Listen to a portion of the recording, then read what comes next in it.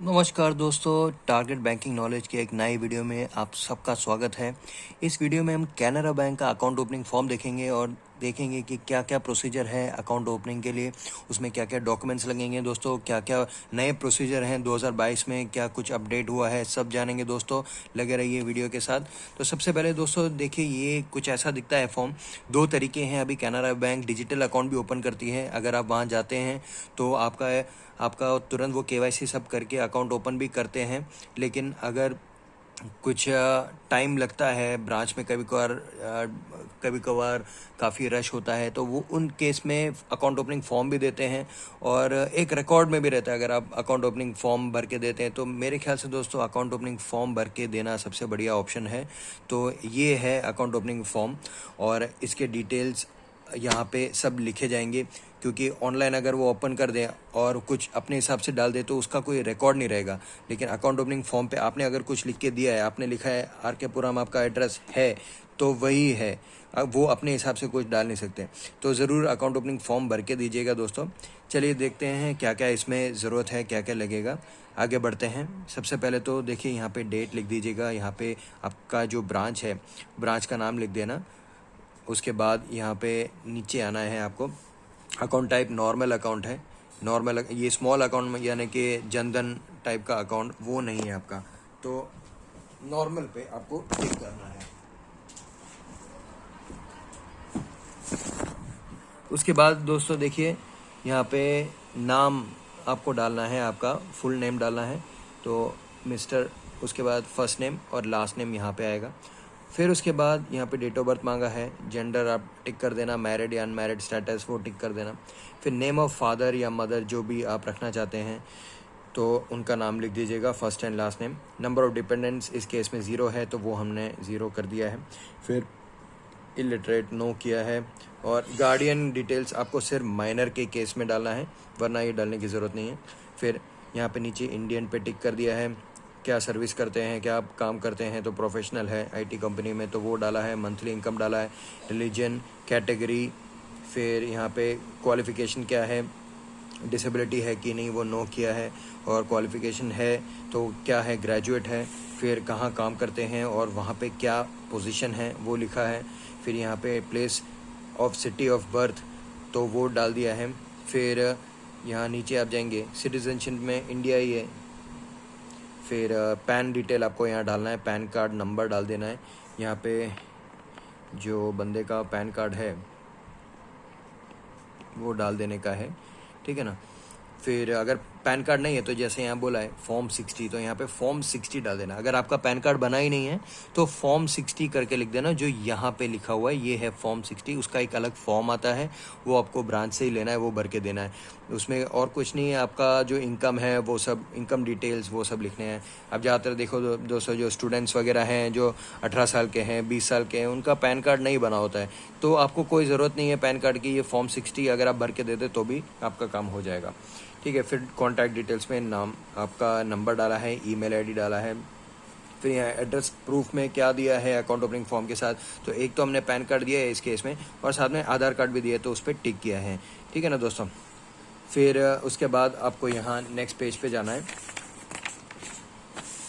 यहाँ पे आपका एड्रेस डिटेल मांगा है, तो एड्रेस हमने बराबर जैसा आधार कार्ड में है वैसे ही डाल दिए। अगर एड्रेस में वो नहीं है, आपका जो करंट एड्रेस है वो नहीं है, तो घबराने की ज़रूरत नहीं है दोस्तों।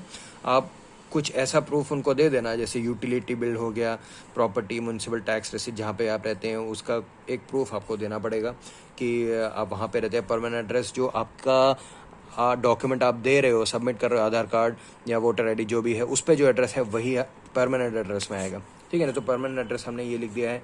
अब करस्पॉन्डेंट एड्रेस इस केस में सेम ही है, तो हमने यहाँ टिक कर दिया है सर। फिर करंट एड्रेस प्रूफ अलग से देने की ज़रूरत नहीं है इस केस में, क्योंकि वही है। और यहाँ फ़ोटो एक लगेगा, यहाँ पे सिग्नेचर आएगा। तो एक ही फ़ोटो की ज़रूरत है दोस्तों, मल्टीपल फ़ोटो की ज़रूरत नहीं है कैनरा बैंक के अकाउंट ओपनिंग फॉर्म के लिए। यहाँ पे एक सिग्नेचर आएगा।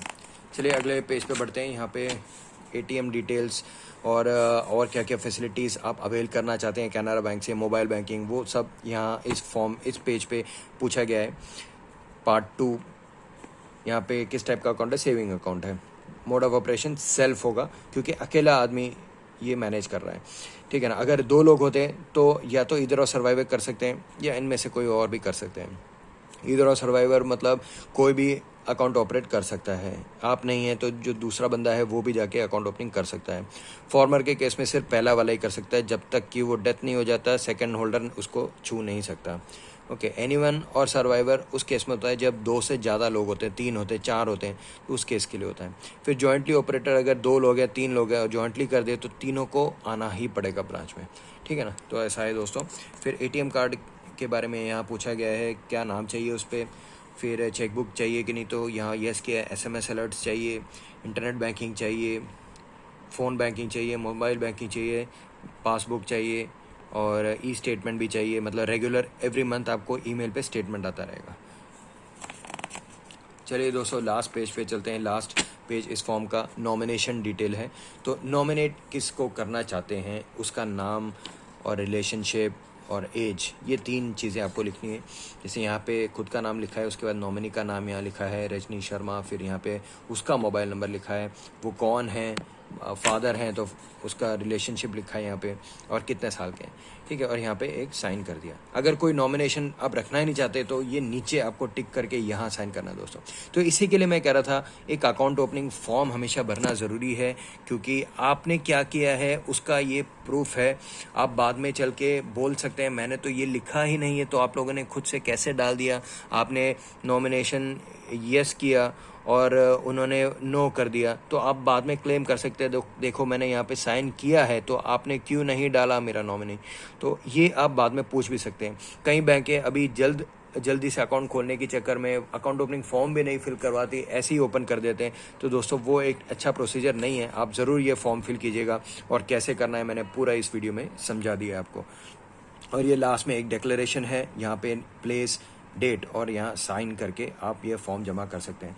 तो शॉर्ट में बता दूं, आपका आधार कार्ड, पैन कार्ड, कोई भी 2 डॉक्यूमेंट आपको लेके जाना है, उसका जेरोक्स भी लेके जाना है और ID प्रूफ का ओरिजिनल, ये 2 चीज़ आपको रखनी ही रखनी है।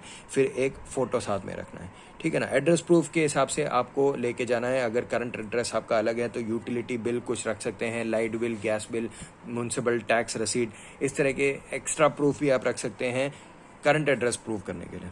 तो बस दोस्तों इतना ही था कैनरा बैंक के अकाउंट ओपनिंग फॉर्म के बारे में। अगर आप कैनरा बैंक में अकाउंट ओपन करना चाहते हैं तो एक अच्छा बैंक है, एक अच्छा और ग्रोइंग बैंक है, आप ज़रूर इसमें अकाउंट ओपन कर सकते हैं।